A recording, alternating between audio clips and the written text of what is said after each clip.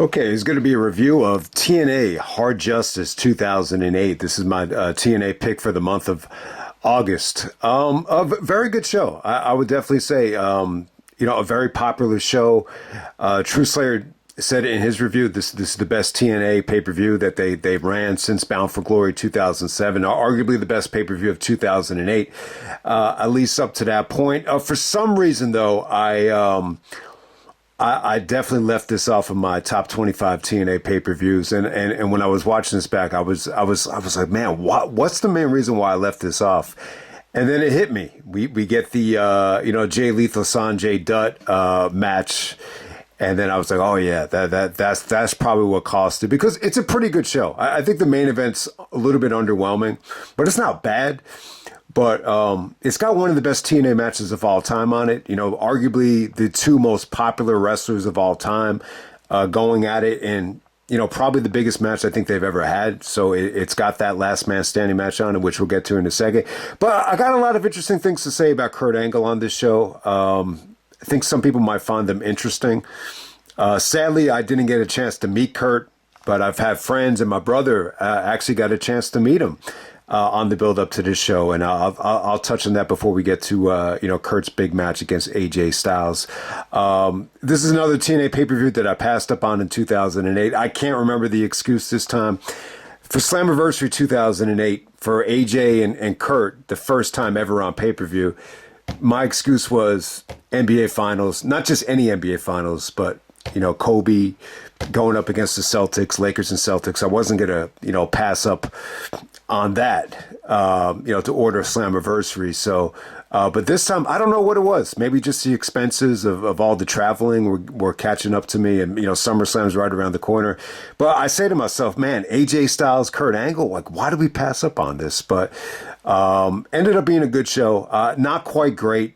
I think the show definitely has a lot of flaws to it, but it's pretty good. We're going to go all the way back to August 10th, 2008. This is from the capital of New Jersey, which is actually Trenton. I really don't have a lot of history, in the city of Trenton, but this is where they chose to run Hard Justice. And they tried to market this towards the hip-hop generation. You got LAX on the cover, you got Samoa Joe on the cover. Joe's a huge rap fan, and obviously so is Homicide. So they were going to try to get Ice-T to perform on the show. He couldn't make it because of travel issues. It doesn't surprise me. Ice-T is more of a West Coast guy, so to have a West Coast rapper performing on an East Coast show, you're probably going to run into travel issues. So I don't think Ice-T should take any heat for that. I think he's a legend. He's underrated. But you ended up having Filthy, who's actually Jeff Jarrett's friend, actually perform on the show. That might be one of the reasons why the main event was cut short. Anytime you do like a lot of performing and the matches go a little bit long, that's probably why the main event, felt a little bit rushed. But yeah, I think this is another example where I just don't think rap and wrestling is the best marriage. I just prefer, a lot of the rock. And I don't know, I'm more of a rap guy. I'm obviously I'm more of a hip hop guy. But to be completely honest with you, just trying not to be biased, I just really think a lot of the hard rock songs just work a lot better, for the wrestling themes or the wrestling performances. Like you even saw in All In AEW, they did a throwback with using Bush, the Machine Head, theme for All In. And I thought it was great. I thought it was really, really nice nostalgia there. And it kind of, worked for the theme. But I think this is just another example of just, the rap performances not really thriving in a pro wrestling environment. First match tonight, you got Petey Williams defending the X Division Championship against Consequences Creed. I gotta say, fun match, incredible crowd. I think one of the problems with this show is, and I'll get into why Jarrett, had some issues with it. But I think one of my issues with the show is this felt like one of the most difficult shows ever to just differentiate like who's the baby faces and who's the heels. And I especially had a tough time with it in this match because Petey Williams is like, over like crazy here. But I would swear, I think he's got to be the heel here. And Consequences Creed is the babyface, but Creed actually gets booed here. I have no idea why. I really don't know why. I mean, I think, this is Xavier Woods. I think Xavier Woods is okay. This is just another example of, I think he's a solid worker, but his matches don't really, leave that much of an impression on me. Even the match he just had on Raw against Penta, I just don't think they really stick with people. But at the same time, Petey was really over here. The fans are just waiting for the Canadian Destroyer. I hate to say it, but at the same time, I really think Petey, it was coming into his own with this little, Papa Pump gimmick. You got Raka Khan out there supporting him, and it was good stuff. I just think he had a hot crowd. The match was fluid. The fast-paced action, just really entertaining stuff. And then you actually get Sheikh Abdul Bashir, better known as Daivari, from the WWE, comes out looking like a terrorist. And he smashes Consequences Creed with the chair. Petey Williams does the Canadian Destroyer. Everybody goes crazy. Everybody goes home happy. And then it pretty much just ends with, Sheikh Abdul Bashir talking shit to Consequences Creed. They kind of went for this terrorism, anti-America angle. But there we go with that. Next up, we got Gail Kim teaming up with the ODB and Taylor Wilde. At the time, I think Taylor Wilde is actually the Knockouts champion. And they're taking on Awesome Kong and the Beautiful People, which is Angelina Love and Velvet Sky. I gotta say, Beautiful People's entrance, I don't know, maybe I'm a scumbag, but I just fucking love it. I love the entrance. You know what? I gotta say this about the match. I've been very, very negative on the whole Knockouts division. Overall, I thought it did more harm than good, but, there's a couple of things you got to say about it. Yeah, I mean, it did very, very well in the ratings. So as much as you bitch about it, as much as I bitched about it, it did very, very well in the ratings. So, that's the whole point of, Jarrett starting TNA is to make money, to get extra time slots, to do better ratings, to charge the rights fees. So, it definitely helped out with that, especially when you're pushing sexuality the way the Beautiful People did. I think a lot of it did work. The Taylor Wilde situation here, it felt like the match was really just designed, to get her over as a champion. I think at the time, like Gail Kim and Awesome Kong, I think they already proved their worth, but they're really trying to go out of their way to, put the stamp of approval on Taylor Wilde. Like, this is a good-looking girl that's athletic and she could go in the ring. True Slayer said he didn't get the Taylor Wilde craze. I think she was okay here, but I wasn't crazy about her, but it was good for her. And overall, I got to say this, I think it was just a good showcase for the Knockouts division. You got them all out in one match. You didn't have multiple Knockouts matches, polluting the show. I think this was good stuff. Gail Kim was definitely like no nonsense, and I thought she looked great. Kong had some great double team moves. The stuff between Angelina and Taylor Wilde at the end of this thing, it could have been a little bit better. I'm not a huge ODB fan. I think she's a little bit trashy. She was this is what brought down the match for me. Like, the Beautiful People were acting like ODB smelled, and then all of a sudden ODB takes like this peppermint spray and sprays her, crotch area. And I was just like, man, this is just like, what the fuck is going on here? But I got to say this about ODB. I'm not a huge fan of her, but, she was different. She was unique. She was a personality. If you want to compare it to the original Old Dirty Bastard in terms of, being over the top and being, rambunctious. I think that's a good way to put it. But yeah, it was good stuff. I got to say, this is one of the better, all Knockouts matches I think I've ever seen. It's just a good showcase for the whole division. I'm more positive on it than negative. Okay, next up we got LAX of Hernandez and Homicide, the tag team champions, defending the belts against Beer Money Inc. This is James Storm and Robert Roode coming out there with Jacqueline. LAX is coming out there with Hector Guerrero, who's actually Eddie Guerrero's uncle, I believe, or brother. I'm sorry, Eddie Guerrero's brother. And then we have Salinas. Okay, about this Beer Money match right here, I thought it was great stuff. I definitely think this is the second best match of the night. Just really, really good stuff. I'm a little bit disconnected from TNA in 2008. What I did not remember was, True Slayer was saying this, that one of the problems with LAX leading up to this match was that they were being treated like a comedy act, almost like a Latin version of Crime Time. I really don't remember that. But I got to say, I think this came off great. I think this was good stuff. I think Beer Money was just, great heels, very strategic. They did a lot of, mocking of, LAX. They were mocking Eddie. Eddie's brother's out there, so it only makes sense. Robert Roode did the Three Amigos. and they did some dirty stuff to Homicide, constantly, raking his eyes, and ultimately they ended up getting beer, smashing a beer bottle across his eyes, and Homicide couldn't see.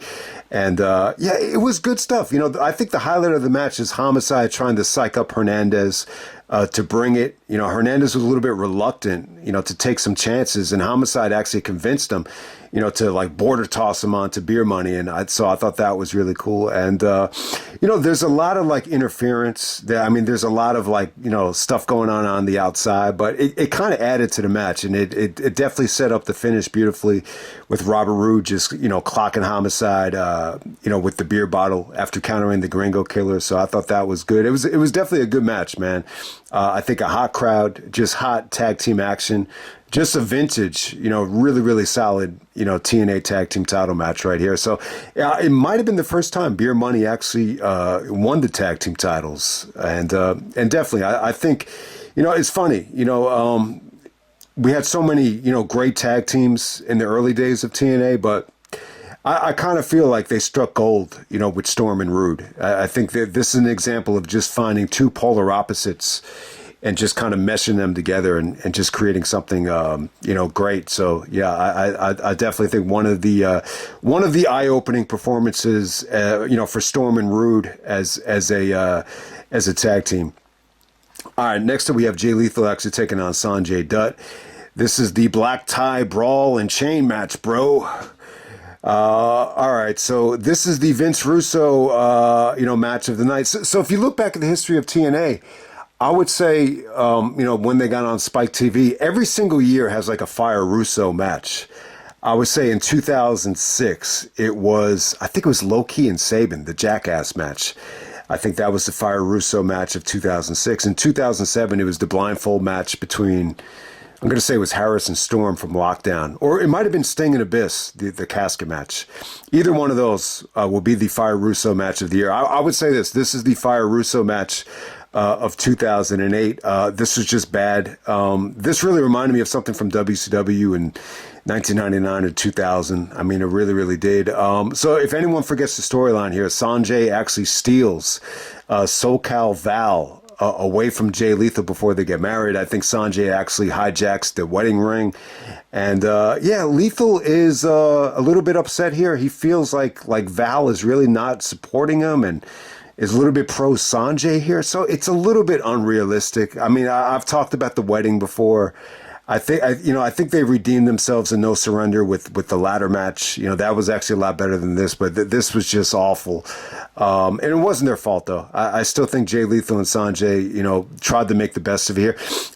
Jarrett's argument was that he thinks it was a mistake, to move out of the Impact Zone. He thinks that, there are certain storylines and instances where if you move out of the Impact Zone, the fans are just, not that educated about the storyline. So I don't know. I think he has a point there.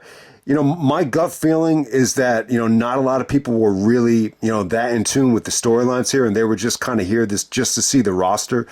But, I think most people were, watching TNA each and every week. If I were to put money on it, I would say at least half of the audience was a little bit knowledgeable as to what was going on. So I don't think that's an excuse. I don't think if you had this in the Impact Zone that everybody would have been hot, for this match. I think it still would have gotten the big Fire Russo chant. The problem is it's not a believable storyline. It's not a good storyline. It's unrealistic. For a couple of reasons. Even if you were like a great fucking looking guy, like a Brad Pitt or a Josh Hartnett or, Jackie Jr. from The Sopranos, whatever handsome guy you want to use, it's even unrealistic for a guy that's even better looking than Jay Lethal to actually go up to SoCal Val before the wedding and try to steal her away. It's just unrealistic.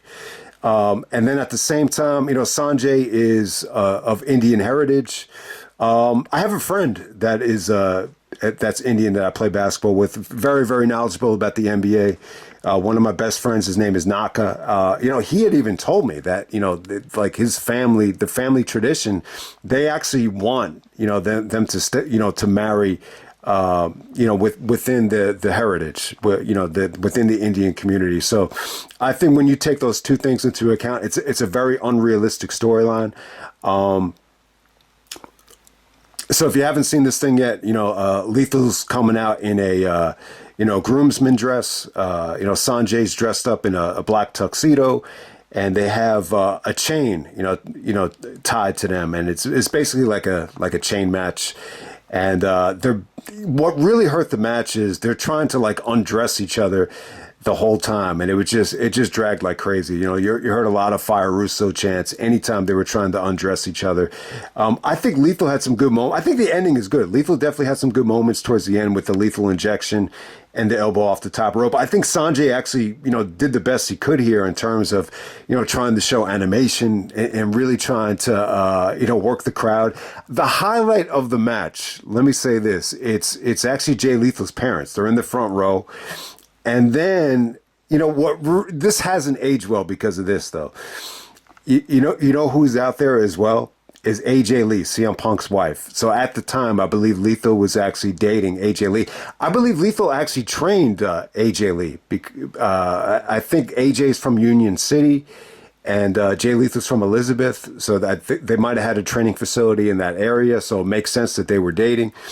And yeah, so you have AJ Lee out there actually talking shit to Sonjay Dutt, but Lethal's supposed to be, married to SoCal Val. So Val actually walks out on the match too. She actually walks away and, leaves Lethal and Sonjay out for dead. And we get a ton of Fire Russo chants. I don't know. You say to yourself, man, I mean, we've talked about Russo and Jarrett's relationship for so long. Obviously, Russo was a big supporter of Jarrett in WCW. I definitely get that, but I don't know. I think it kind of hurt Jarrett though. I think Jarrett's mentality, when TNA first started, like was great. Like he was really adamant that he wanted it to be the alternative and he wanted to showcase the alternative. But I think this was Jarrett's philosophy. I think he wanted to use great wrestlers like AJ and the X Division, to kind of get them to the dance. But once they did get to the dance, I think he really wanted to use like Russo. I think he trusts Russo enough to kind of write,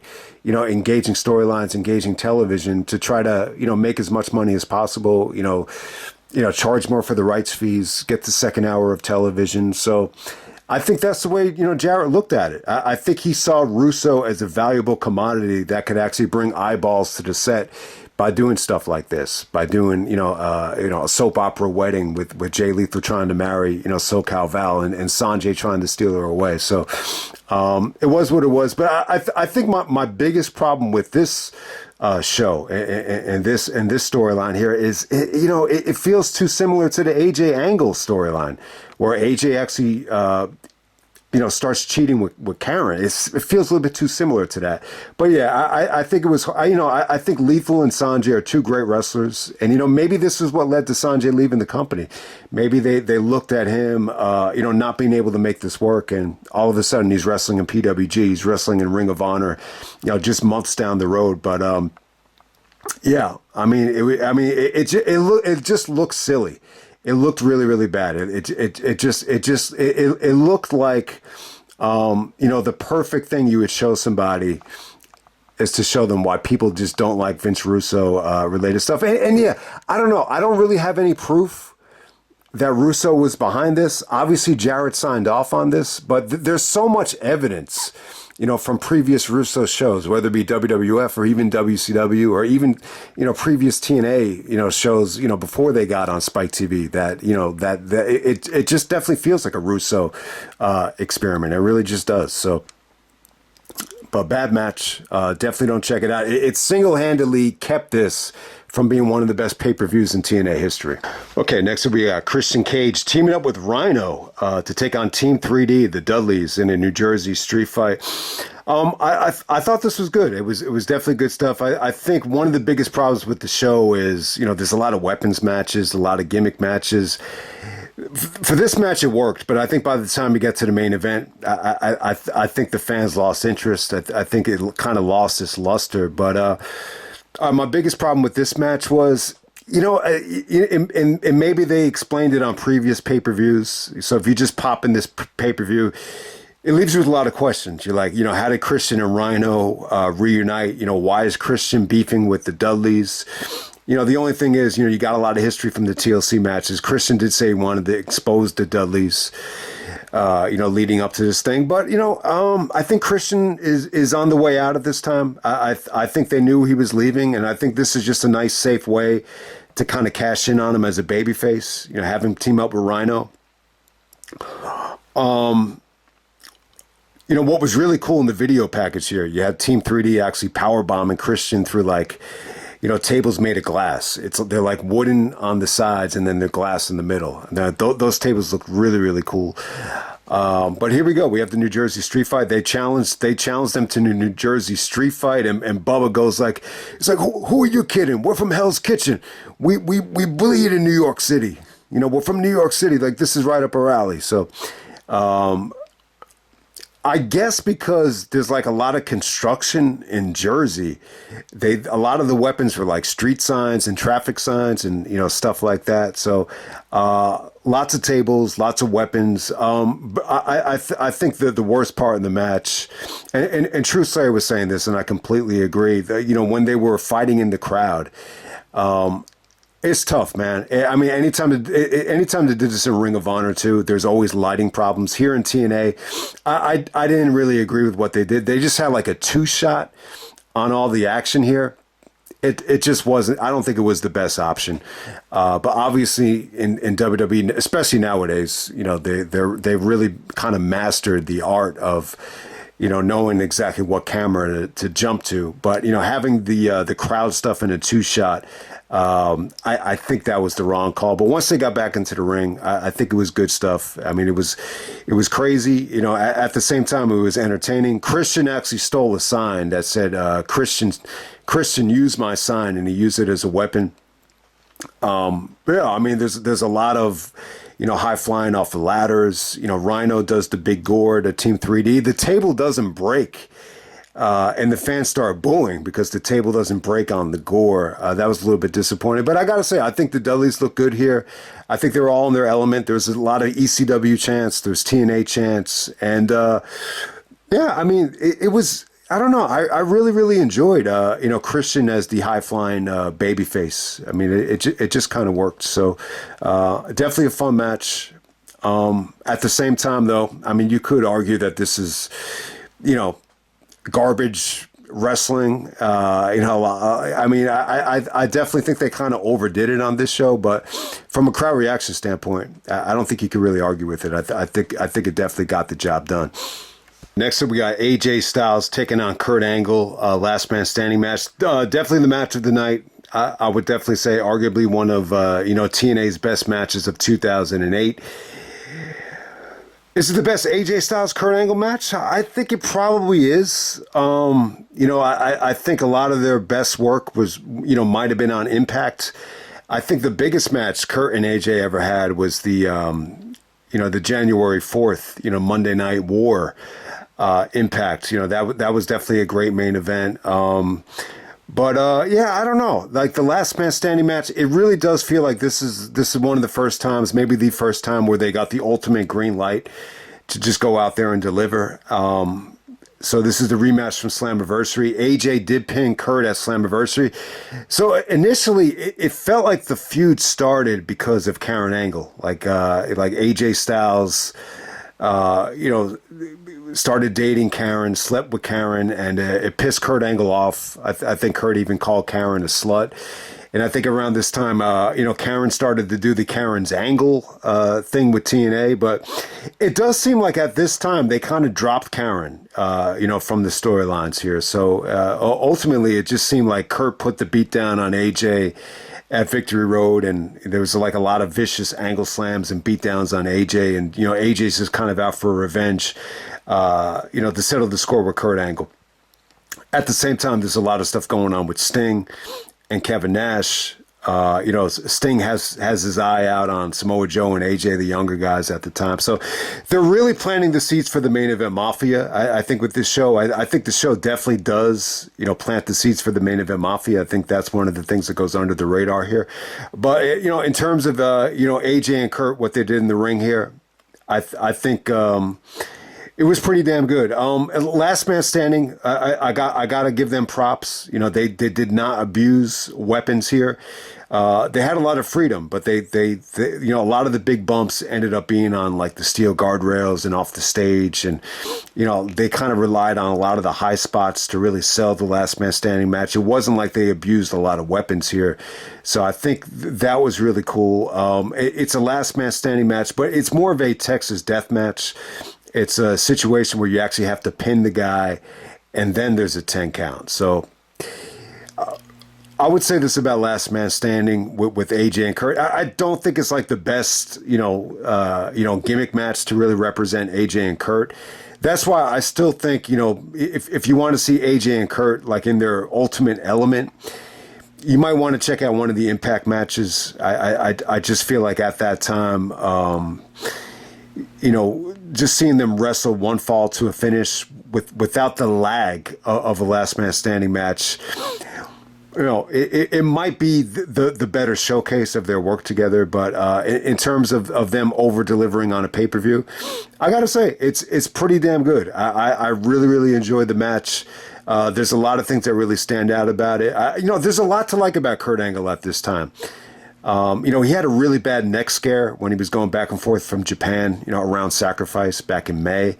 But he had a pretty good summer. I think he was pretty much healthy for the most part. But the neck injury thing, it kind of played into the finish here. But, at the time, Angle was really, enjoying it, enjoying TNA. I think him wrestling AJ in all these house shows and, just him consistently wrestling AJ over and over again. He actually came clean and just said that he enjoys professional wrestling a lot more than amateur wrestling. He was actually quoted as saying that, but he might have just been a prisoner of the moment. I think when you're wrestling AJ Styles each and every match in the summer of 2008, that's probably why he said it. I really feel like Angle really, was in really good shape here.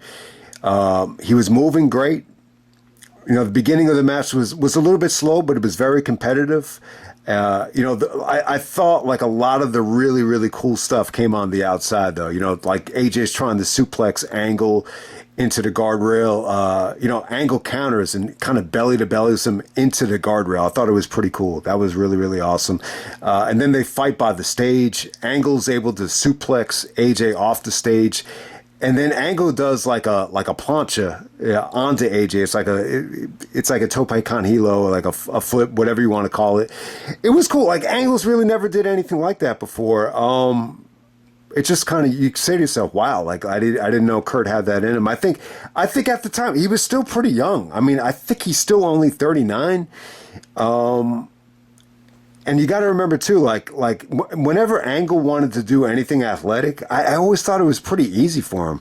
Like when Angle was training for the Olympics, he did a lot of stuff, just to really get his legs ready. Whether it's like climbing up mountains or, running up, streets on the incline, doing a lot of jump rope. I mean, Kurt put his body through hell.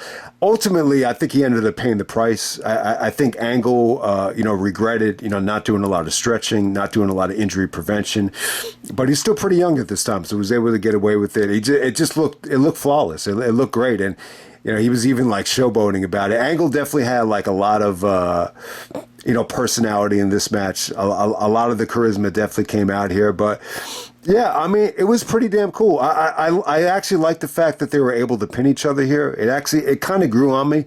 At first I was just like, oh man, like this is a little bit too much, but they were able to do some cool stuff out of it. And, AJ actually did a beautiful counter of the Styles Clash. So eventually Kurt, toyed with AJ, was about to do the Styles Clash, and AJ said, fuck it, I'll just put you into the ankle lock. He makes Kurt tap out. So even after Kurt taps out, there's like a 10 count to see if Angle could actually get up from the ankle lock. So it was different. It was good. And then I think during the match too, there's a lot of collisions.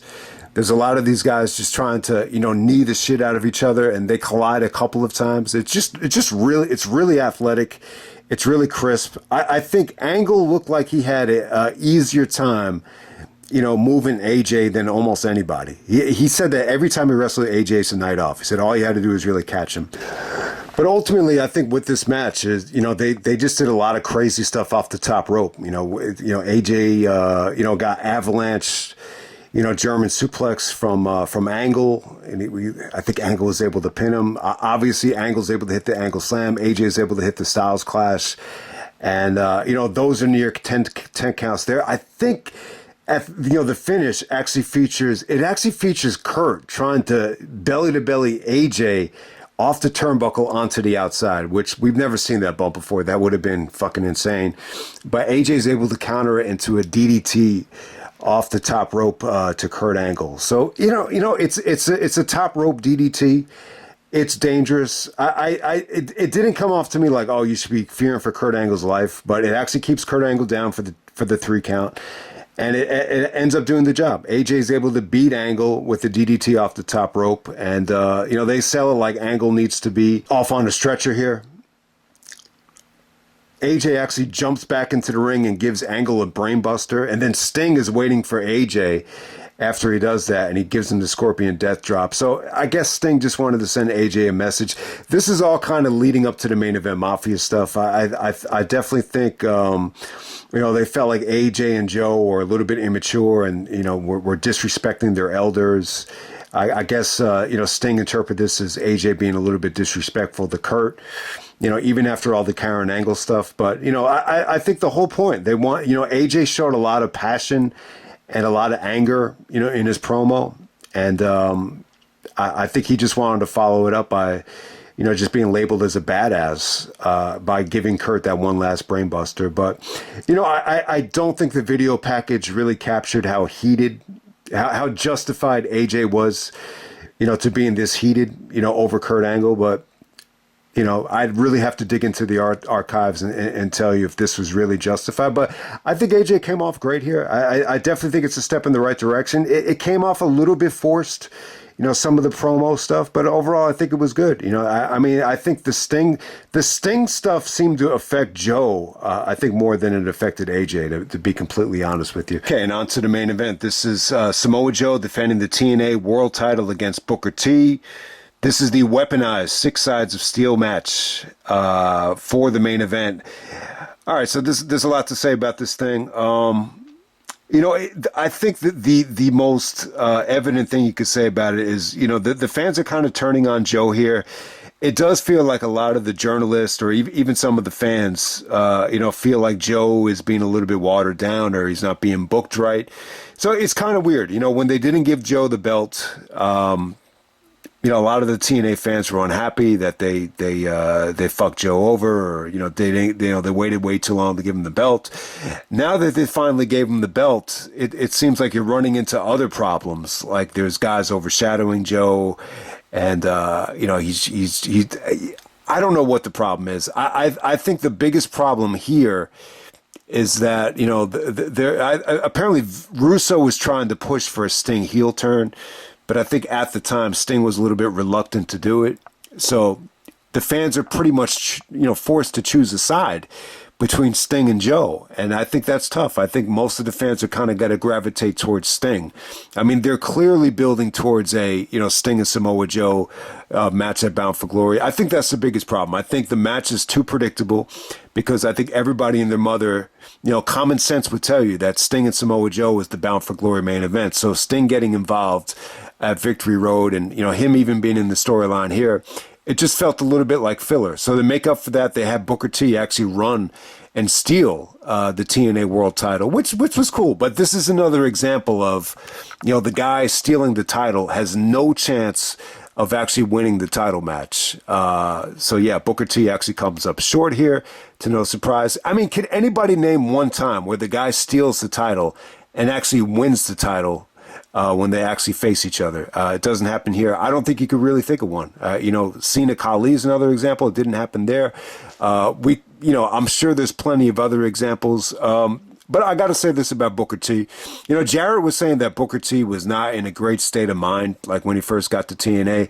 I don't know why. Maybe he was lowballed by the WWE. Maybe he hadn't gotten over the Triple H match from SummerSlam. But I like the Joe promo. It actually took a lot of criticism, though. He called Joe a backyard, trailer park independent wrestling wannabe. And there was a lot of people that thought, it was in poor taste because, he's talking about the face of the company.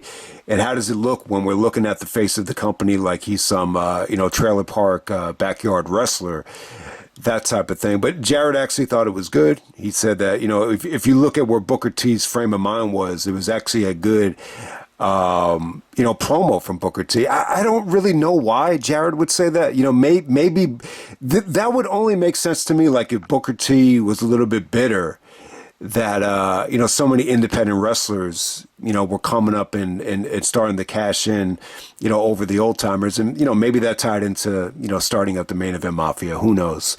But I like Booker T's promo. The way he would say Joe, I thought was great. He's like, I don't respect you, Joe. Sting doesn't respect you, Joe. So I love that about the promo. Booker T and Sharmell. It feels a little bit more. It seemed like it was King Booker, but then he would get upset during the promo, and then he would kind of morph into the real Booker T. That type of thing. But Joe's after revenge. He wanted to get his championship back. The match is lacking a lot of heat. Once he got into the match, it really did feel like they were just kind of going through the motions. I think it's a good main event. I definitely think it's worth watching. The finish definitely could have been better executed, and it definitely could have gotten a better reaction. But when you're watching this match, I would say this is a match that you might end up daydreaming about. And it just seemed to be like the fans just really weren't that into Joe, especially as a babyface. It definitely felt like something was lacking from him, and it's definitely true. I remember at Bound for Glory, Truth Slayer actually said, where has this Joe been? It seemed like Joe had a tough time of really kind of trying to connect, with that intensity of the Samoa Joe from old. So I don't know what it was here, but, it wasn't like the match was bad. There were some unprotected chair shots on the top ropes, which got a little bit of criticism, but I didn't think they were like, that bad to bitch about or anything like that. Joe did a phenomenal ace crusher. I mean, there's definitely some good moments.